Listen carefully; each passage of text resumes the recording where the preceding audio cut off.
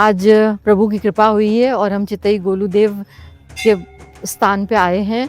और हमने जैसे मैंने देखा कि मैंने अपनी मन्नत मांगे बैल बांधे हैं और सब लोग इधर आके अपनी मन्नत मांगते हैं और बैल बांध के जाते हैं। कोई भी परेशानी होती है ये आपको 100% उससे निजात दिलाते हैं। तो आज मेरे बीच में हैं कुमाऊं के रहने वाले सूरज जी, जो कि बताएंगे कि ये मान्यता क्या है चितई गोलूदेव की। मान्यता ये है कि मैम बेसिकली ये हमारे यहाँ के कुल देवता हैं, हमारे कुमाऊं रीजन के। आपको यहाँ पे आप कहीं पे भी जाएंगे गोलूदेव का आपको सबसे ज़्यादा टेम्पल्स मिलेंगे।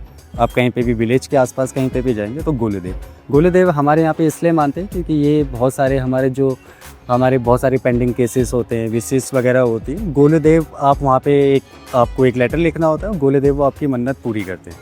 इसलिए गोलूदेव को हम दूसरे रूप से इसलिए भी जाना जाते हैं कि इन्हें बाला गोरिया भी कहते हैं, जो कि बचपन में काफ़ी नटखट काफ़ी शैतान थे। अच्छा। जैसे शिव जी थे, शिव जी के रूप काल भैरव है, उन्हीं के रूप हमें बाला। अच्छा, ये काल भैरव का ही रूप है। अच्छा, ओके।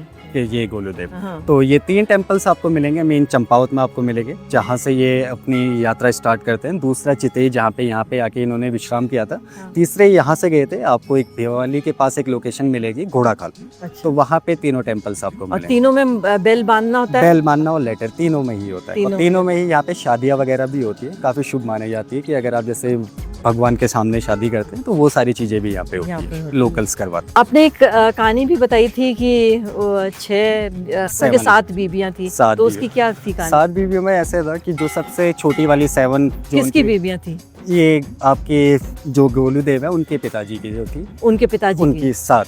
तो गोलूदेव जो थे वो जो 7वीं जो उनकी वो थी मदर, उनसे वो पैदा हुए थे। बट जो 6 उनसे बड़ी थी वो सब लोग चिढ़ते थे उनसे कि इन्हें सन प्राप्ति हुई है और हमें आज तक कुछ भी नहीं हुई। तो जो 7वीं के जब उन्होंने पुत्र प्राप्ति हुई थी तो उन्होंने वहाँ पे जो सिलबट्टा होता है वो रख दिया था उनके सामने कि ये आपके यहाँ से पैदा हुए हैं। फ्यूचर में 10 ईयर्स 15 ईयर्स के बाद उन्हें नदी किनारे बाला गोरिया मिले थे, जहाँ पे वो उन्हें पूरा बताते हैं कि एक इंसान कैसे पत्थर पैदा कर सकता है। अच्छा। तो उन्होंने जब पूरी स्टोरी बताई थी तब उन्हें पता चलता है कि यही मेरे पुत्र हैं और यही इनसे ही वो होता है। फिर उसके बाद वो राजा अपने पिताजी से मिले थे, तब से उन्हें बाला गोरिया और पूरे कुमाऊं रीजन का किंग बोला जाता है।